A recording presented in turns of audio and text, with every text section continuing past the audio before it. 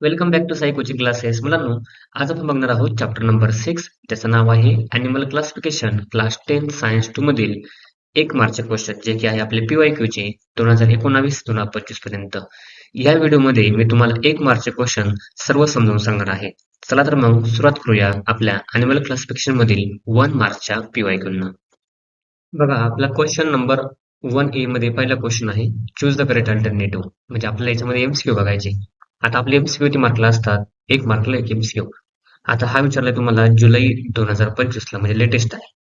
बघा, which of the following animals can regenerate each broken body part. Regenerate म्हणजे काय रे? परत तयार करू शकतात. कोणता ऍक्सिडेंट झालेला जो पार्ट आहे बॉडीचा, जर एखादा तुटला वगैरे असेल, तुटलेला पार्ट परत कोण तयार करू शकतं हे तुम्हाला विचारले. मला सांगा, कॉकरोच, फ्रॉग, स्पॅरो आणि स्टारफिश यामध्ये कोण आहे? आता मला सांगा, कॉकरोच आहे. कॉकरोच करतो का रे परत रिजनरेट? नाही करत. फ्रॉग, फ्रॉग सुद्धा काही रिजनरेट पार्ट तयार करत नाही. ठीक. त्यानंतर स्पॅरो आहे, चिमणी, चिमणी सुद्धा तयार करत नाही. स्टारफिश, येस, स्टारफिश काय करतो पूर्णपणे? आपल्याला माहित असलं स्टारफिश जो आहे त्याच्या बॉडीचा कोणता जरी पार्ट पूर्णपणे ब्रोकन झाला, तुटला, तो परत नवीन पार्ट तयार करू शकतो. त्यामुळे आपला आन्सर काय येणार आहे? स्टारफिश हे आपलं करेक्ट आन्सर येणार आहे. बघा, आपला 2 नंबरचा क्वेश्चन आहे, तो आहे मार्च 2024 साठी. काय म्हटलंय? Example of phylum arthropoda is. Phylum arthropoda मधलं एक्झाम्पल काय? आर्थ्रोपोडा म्हणजे काय रे? ज्यांचे लेग जे आहेत काय असतात? जॉईंटेड असतात. मग आपल्या आर्थ्रोपोडाचे एक्झाम्पल कोणकोणते माहित तुम्हाला? बघा, पहिलं एक्झाम्पल आहे आर्थ्रोपोडाचं, सेंटिपेड आहे. दुसरं एक्झाम्पल कॉकरोच आहे. तिसरं एक्झाम्पल आपल्याला स्कॉर्पिओन आहे. आणि चौथं एक्झाम्पल कोणतं आहे? बटरफ्लाय. मग बघा बरं, या ऑप्शन मध्ये आपल्याला कोणतं ऑप्शन दिसतंय का आपल्या याच्यामधलं? कॉकरोच आहे का? इथे कॉकरोच नाही. सेंटिपेड आहे का? सेंटिपेड नाही. बटरफ्लाय आहे का? बटरफ्लाय नाही. स्कॉर्पिओन आहे का? ओके, स्कॉर्पिओन आहे. मग आपलं करेक्ट आन्सर येणार आहे स्कॉर्पिओन हे आपलं करेक्ट आन्सर आहे. बघा, आर्थ्रोपोडामध्ये जे पण प्राणी येतात त्यांचे जे पाय असतात ते 2-3 ठिकाणी काय असतात? जॉईंट असतात. त्याला काय म्हणतो आपण? आर्थ्रोपोडा. पोडा म्हणजे काय? जॉईंटेड अपेंडिक्स आहे. यांचे पाय काय असतात? जॉईंट वगैरे असतात. सेम तुम्हाला एक्झाम्पल आहे. आपल्या बुक्समध्ये आपले एकूण 4 एक्झाम्पल दिले. अजून पण एक्झाम्पल आहे. त्या एक्झाम्पल पैकी आपल्याला कोणता जरी असेल ते आपलं काय असणार आहे? करेक्ट आन्सर असणार आहे. मग करेक्ट आन्सर काय आपलं? स्कॉर्पिओन इज अ करेक्ट आन्सर. बघा, 3 नंबरचा क्वेश्चन आहे, animals with bilateral symmetry is. आता ॲनिमल जो आहे त्याला बायलॅटरल सिमेट्री आहे. केव्हा विचारला क्वेश्चन हा? मार्च 2023 ला. पहिल्यांदा मुलांना आपण बायलॅटरल सिमेट्री काय आहे हे समजून घेऊ. आता बघा, असिमेट्रिकल बॉडी सिमेट्री म्हणजे काय असतं? समजा एखादा ॲनिमल जो आहे त्याला आपण कोणत्या भागामधून जर लाईन पास केली, समजा ही जर लाईन पास केली आपण, एक line, for example he line pass केली इथून तर शेवटपर्यंत, मला सांगा या ॲनिमलचे 2 सारखे भाग होत आहे का? सारखे भाग होत नाही. त्यामुळे याला काय म्हणतो आपण? Asymmetrical body symmetry. किंवा फॉर एक्झाम्पल मी अजून एक प्लेन पास केला, अजून दुसरा प्लेन पास केला, तिसरा प्लेन पास केला, तरी पण हा ॲनिमल जो आहे पूर्णपणे 2 भागामध्ये डिवाइड होत नाही. याला काय म्हणतो आपण? Asymmetrical body symmetry. सिमेट्रियली कशी असली? असिमेट्रिकल बॉडी आहे. त्यानंतर दुसरं रेडियल सिमेट्री असते बघा.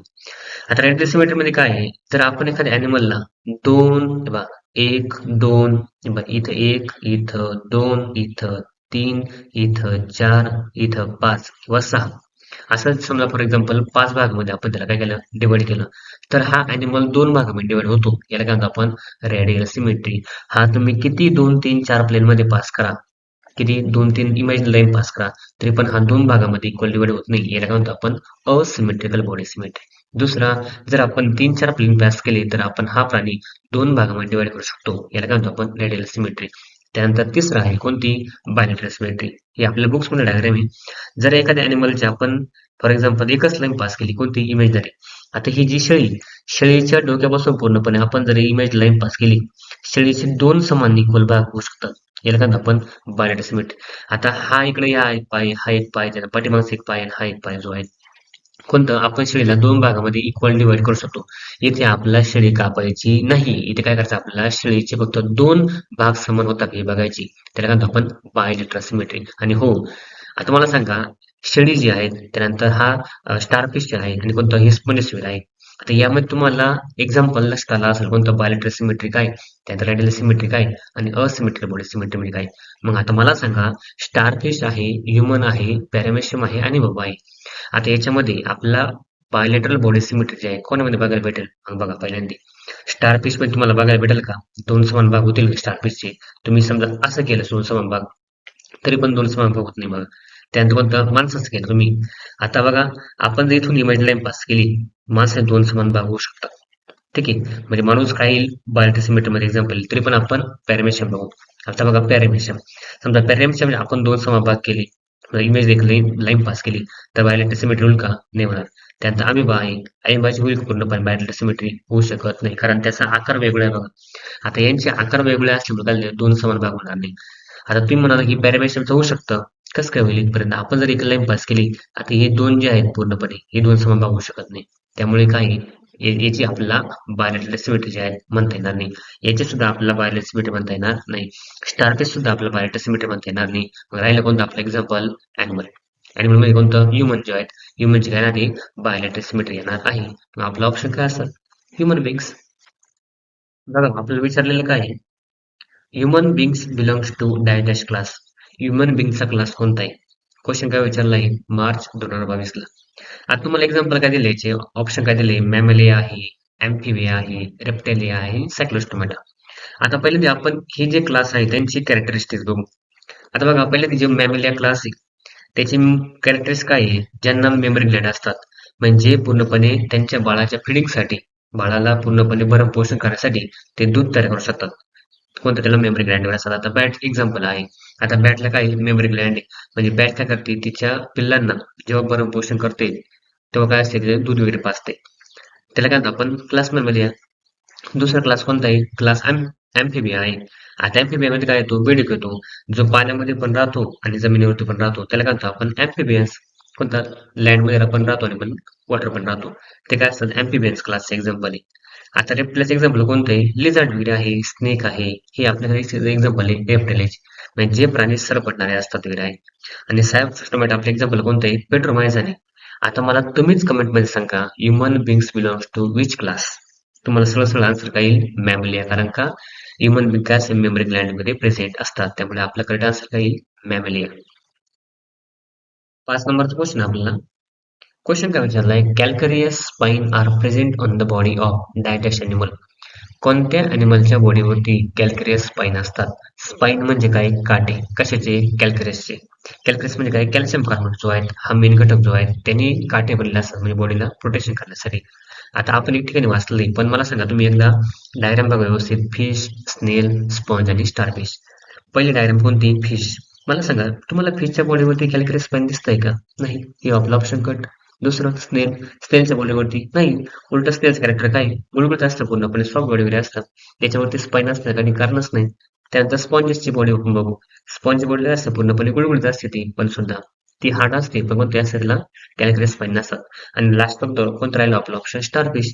हो, स्टारफिशच्या बॉडीवर तुम्हाला एक काट्या काट्याचं स्ट्रक्चर कॅल्करियस स्पाइन बघायला भेटत असतात. मग आपलं ऑप्शन काय येईल? आपलं ऑप्शन आहे स्टारफिश. बघा मासे असतील, त्यानंतर गोगलगाई वगैरे असेल, स्पॉन्जेस वगैरे असतील, यांच्या बॉडीवरती केव्हाही तुम्हाला कॅल्करियस स्पाइन बघायला भेटणार नाही. त्यामुळे सिंपल सिंपल आपला आन्सर होतो कोणतं? स्टारफिश. आपला 6 नंबरचा क्वेश्चन आहे. Dash is a cold blooded animal. आता कोल्ड ब्लडेड म्हणजे काय? असा प्राणी जो एन्व्हायरमेंटचं टेम्परेचर चेंज झालं, कोणत्या स्वतःच्या बॉडीमध्ये काय टेम्परेचर चेंज करतो. आता तुम्हाला बॅट पण माहिती, स्नेक पण माहिती, रॅबिट पण माहिती आणि इलेफंट पण माहिती.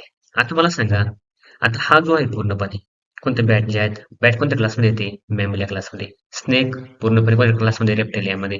रॅबिट पूर्णपणे मॅमलिया क्लासमध्ये. इलेफंट मॅमलिया क्लासमध्ये. आता मला सांगा, इलेफंट स्वतः बॉडीचं टेम्परेचर मॅनेज करतो. कोणतं? बाहेर किती टेम्परेचर असतो ते स्वतःच्या बॉडीचं टेम्परेचर मॅनेज नॉर्मली ठेवणारच. रॅबिट जो आहे, रॅबिट सुद्धा काय करतो? स्वतःच्या बॉडीचं टेम्परेचर मॅनेज ठेवतो. पण साप स्वतःच्या बॉडीचं टेम्परेचर मॅनेज करू शकत नाही, कारण का त्याला जर जास्त हीट जर लागली तर कोणतं? तो बिना शकतो बघा. आपण ऑलरेडी सापाचं बघितले. जेवढं बॉडीचं बाहेरचं टेम्परेचर चेंज होईल ना, सापाच्या बॉडीच्या आतमध्ये काय होतं? टेम्परेचर चेंज होत असतं. आणि याच प्राण्याला काय म्हणतो आपण पूर्णपणे? Cold blooded animal. मग आपलं सरळ सरळ आन्सर कोणतं आहे? स्नेक आपला आन्सर आहे. ठीक आहे, बरोबर आहे. कारण बॅट सुद्धा काय करते? स्वतःच्या बॉडीचं टेम्परेचर मॅनेज करते. जसं ह्युमन बिंग, आपल्याला बाहेर किती जरी हीट असली, किती जरी थंडी असली पण तरी पण आपण आपल्या बॉडीचं 37 डिग्री सेल्सिअस टेम्परेचर मॅनेज ठेवतो. त्यामुळे आपला आन्सर कोणता येईल? स्नेक हे आपलं करेक्ट आन्सर आहे. क्वेश्चन 1 बी आपल्याकडे. आतापर्यंत आपण काय बघितला? क्वेश्चन 1 ए. बरोबर. आता क्वेश्चन बी सुद्धा आपला काय असतो ऑब्जेक्टिव्ह असतो. त्यामध्ये पहिला क्वेश्चन बघा. काय म्हणतो तुम्हाला हू आय एमचा क्वेश्चन आहे. बिंग अ फिश कोणतं मी एक मासा आहे. I perform respiration with the help of lungs who I am. आता हा काय विचारलाय मार्च 2025 ला. मी एक मासा आहे. तरी पण मी काय करतो, मी लंग्सद्वारे काय करतो, रेस्पिरेशन करतो. आता तुम्हाला सर्वांना माहिती आहे, मासे काय करतात ते पूर्णपणे त्यांच्या गिल स्लिटद्वारे काय करतात, रेस्पिरेशन करतात. पण हा कोणता मासा आहे, जो काय करतो पूर्णपणे लंग्सद्वारे रेस्पिरेशन करतो? त्याचा आन्सर तुम्हाला माहित असायला पाहिजे. त्याचं नाव कोणतं आहे? लंगफिश. आता हे आपण कुठे बघितलंय? चॅप्टर नंबर 1 मध्ये बघितलाय, लंगफिश जो आहे. आता हा क्वेश्चन जो आहे, त्या चॅप्टर 1 मधला आहे. ठीक आहे, लक्षात ठेवायचं. पण चॅप्टर 1 मध्ये आपला हा क्वेश्चन राहून गेल्यामुळे मी हा क्वेश्चन मध्ये टाकलेला आहे. ठीक आहे, लंगफिश तुम्हाला त्याचं एक्झाम्पल आहे. मग आपला करेक्ट आन्सर काय आहे? लंगफिश. बघा, कोणतं तुम्हाला विचारलं असेल सर कोणता एक मासा आहे, पण रेस्पिरेशन कसं करतो with the help of lungs. त्याचं नाव काय? त्याचं नाव आहे लंगफिश. त्याचं आन्सर आहे. बघा, आपला 2 नंबरचा क्वेश्चन आहे. Find odd man out. केव्हा विचारलाय? जुलै 2024. ऑड आउट म्हणजे काय आहे? वेगळा गट आहे बघा. आता आपल्याला स्टारफिश माहिती आहे, स्नेल पण माहिती आहे, फ्रॉग पण माहिती आहे आणि अमिओ माहिती आहे. मला सांगा 1, 2, 3, 4 याच्यामध्ये वेगळा गट कोणता असू शकतो? मी तुम्हाला काही कॅरेक्टर सांगतो बघा, तुम्ही मला सांगायचं नंतर. पहिले फॉर एक्झाम्पल आता स्टारफिश जो आहे इकंडारमेटामध्ये येतो. स्नेल जे आहेत काय मोलस्कामध्ये येते. त्यानंतर मोलस्का फायलममध्ये. फ्रॉग कशामध्ये येतो? अॅम्फिबिया क्लासमध्ये येतो. आणि हा जो अमिबा आहे, अमिबा कशामध्ये येतो पूर्णपणे? अमिबा युनिसेल्युलर आहे. अमिबाचा कोणता क्लास आहे? आपण बघितलं. ठीक आहे, या चॅप्टरमध्ये. मला सांगा मग जर यांचे कॅरेक्टर आपण जर विभिन्न बघितले, सर्वांचे कॅरेक्टर वेगळे, पण तुम्हाला याच्यामध्ये एक कॅरेक्टर सांगता येईल कोणतं? अमिबा काय करतो? बायनरी फिजने डिवाइड होतो. आता फ्रॉगचं मल्टीसेल्युलर आहे. मल्टीसेल्युलर आहे. स्नेल सुद्धा काही मल्टीसेल्युलर आहे. आता स्टारफिश जो आहे तो सुद्धा काही मल्टीसेल्युलर आहे. आता युनिसेल्युलर जर आपण कॅरेक्टर काढलं तर आपण अमिबा हा वेगळा काढू शकतो. आणि हो, आपला अमिबाच त्याचा आन्सर दिलेला आहे. करेक्ट आन्सर काय आपलं? अमिबा. फक्त हा काही युनिसेल्युलर बाकी सगळे काही मल्टीसेल्युलर आहे. आणि हा काय करतो पूर्णपणे असेक्सुअल रिप्रोडक्शन करतो. बाकी सगळे काही सेक्सुअल रिप्रोडक्शन करत असतात. ठीक आहे. बघा, आपला नेक्स्ट क्वेश्चन आहे. Question number 3. Observe the diagram and identify the phylum. He diagram observe करा आणि त्यानंतर त्याचा फायलम जो आहे तो फायलम सांगा. केव्हा विचारलाय? जुलै 2024 मध्ये. मला सांगा, मला सरळ सरळ याचं नाव कसं दिसते? हायड्रा दिसते. बरोबर. नाव काय? हायड्रा. पण मला सांगा, आपण जो फायलम बघितला होता, फायलम सिलेंड्रेटा आणि फायलम नायडेरिया. आता याचे काही क्लासेस वगैरे आहे. याच्यामध्ये तुम्हाला 3 एक्झाम्पल दिले. आता यावेळेस तुम्हाला हायड्रा दिलाय. पुढच्या वेळेस तुम्हाला समजा सी एनिमल दिला पूर्णपणे. त्यानंतर कोरल वगैरे दिला. आपला यांचा क्लास जो आहे तो ओळखता आला पाहिजे. किंवा तुम्हाला एक्झाम्पल कोण देतील? जेलीफिश देतील वगैरे. कोणतं? फायसिलरी एक्झाम्पल देतील. त्यामुळे आपणही घाबरायचं नाही. आपल्याला फक्त काय बघायचंय, तो डायग्राम कोणती आहे आणि तो फायलम कोणता आहे. मग तुम्हाला नायट्रेटचा फायलमचे एक्झाम्पल दिले, मग आपला सरळ सरळ फायलम कोणता येतोय? फायलम नायट्रिया किंवा फायलम सिलेंड्रेटा. मग तुम्हाला दोन्ही जर नाव माहित असेल तर तुम्ही दोन्हीपैकी एक जे नाव आहे प्रॉपर लिहू शकतात. याला 2 नाव लक्षात ठेवायची, कोणतं? नायडेरिया आणि कोणतं? सिलेंड्रेटा. नेक्स्ट क्वेश्चन आपल्याकडे 4 नंबरचा. Identify the phylum of the given animal. आता तुम्हाला हा ॲनिमल दिलाय, याचा फायलम ओळखायचा आहे. मला सांगा रे, हा काय? ऑक्टोपस नावाचा प्राणी. ठीक आहे, तुम्ही ॲनिमल क्लासिफिकेशन शिकलाच असाल. मला सांगा, आता या फायलमचे जे कॅरेक्टरिस्टिक्स आहे तुम्हाला माहिती आहे, मोलस्क म्हणजे काय असतात? सॉफ्ट वगैरे असतात. त्यामुळे आपलं सरळ सरळ आन्सर काय येईल? Phylum Mollusca. कोणतं त्याचं नाव जर विचारलं, आपलं काय नाव सांगता येईल? ऑक्टोपस त्याचं नाव आहे. ऑक्टोपस वर म्हणतात बघा, 1, 2, 3, 4 असे त्याला काय असतात? 8 टेंटिकल्स वगैरे असतात. त्यामुळे त्याला म्हणतात आपण ऑक्टोपस, 8 पायांचा. ठीक आहे. बघा, नेक्स्ट क्वेश्चन आहे 5 नंबरचा. To which class does bat belong. आता जी बॅट आहे म्हणजे काय, वटवाघूळ जे आहेत कोणत्या क्लासमध्ये येतात? आता बॅटचा आपण क्लास शिकलेलो आहे. क्वेश्चन केव्हाचा आहे? मार्च 2023 चा. आपण तो क्वेश्चन ऑलरेडी बघितला. मी तुम्हाला मॅमलिया जो क्लास आहे तो पण समजून सांगितला. आता ही बॅट आहे. बॅटचा क्लास कोणता असतो? मॅमलिया. युनिक कॅरेक्टर काय आहे? बॅटमध्ये काय असतात? मेमरी ग्लँड वगैरे असतात. आणि कोणतं? ज्यांच्यामध्ये मेमरी ग्लँड आहे ते कशामध्ये येतात? क्लास मॅमलिया येतात. त्यामुळे बॅट सुद्धा काय मेमरी ग्लँड असल्यामुळे क्लास कोणत्यामध्ये येईल? क्लास मॅमलिया. त्यामुळे आपलं करेक्ट आन्सर कोणतं आहे? क्लास मॅमलिया. बघा, नेक्स्ट क्वेश्चन आपला 6 नंबरचा. I have calculus spine. मला कॅल्क्युलस स्पाइन आहे. आता स्पाइन म्हणजे मी तुम्हाला काय सांगितलं? काठी. आणि कॅल्क्युलस स्पाइन ऑलरेडी आपला क्वेश्चन होऊन गेला आहे. ठीक आहे. And I have move with 2 feet. आणि मी जी मूव करतोय म्हणजे मी चालतोय कशाने? 2 फीटने. आता हा क्वेश्चन ऑलरेडी आपला पीवायक्यूच होऊन गेला बघा. Which phylum do I belong. आपलं काय विचारलं यावेळेस? फायलम विचारलाय. आता मला सांगा, कॅल्क्युलस स्पाइन असणारी एकमेव प्राणी कोणता आहे आपल्याकडं? स्टारफिश. आपल्याला स्टारफिशचा फायलम कोणता आहे माहिती? कोणता? इकायनोडर्मॅटा. ठीक आहे. इकंडर्म म्हणजे काय रे, ज्यांच्या बोर्डला कॅल्क्युलस स्पाइन वगैरे असतात इकंडर्म. ठीक आहे. आता मग आपलं सगळं सगळं फायलम कोणता येईल? फायलम इकायनोडर्मेटा. एक्झाम्पल कोणतं आपलं स्टारफिश वगैरे आहे. ज्यांना कॅल्क्युलस स्पाइन वगैरे असतात ते. ठीक आहे. कोणता क्लास आहे? फायलम कोणता आहे? इकायनोडर्मॅटा. बघा नेक्स्ट क्वेश्चन आहे 7 नंबरचा. My outer structure is made up of exoskeleton.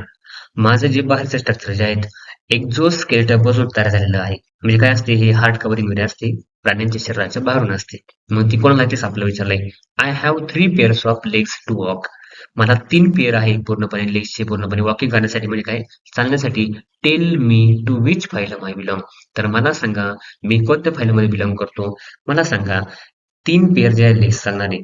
कोणता? 1, 2, 3. कोणाला आहे? पूर्णपणे कॉकरोचला. आता मला सांगा कॉकरोचचा फायलम कोणता रे? Phylum arthropoda. राईट. आता हा जो आहे कोणतं? जॉइंटेड अपेंडेजेस आहे. ठीक आहे. मग तुम्हाला काय विचारलं यावेळेस? फायलम विचारलंय. पुढच्या वेळेस त्याचं नाव सुद्धा विचारू शकतात एखादं एक्झाम्पल. मग तुम्हाला कॉकरोच एक्झाम्पल आहे, आपल्याकडं सेंटिपीड एक्झाम्पल आहे, आपल्याकडे बटरफ्लाय एक्झाम्पल वगैरे आहे. हे तुम्हाला सांगता आलं पाहिजे. ठीक आहे. त्यामुळे आपलं फायलम कोणतं त्याचा?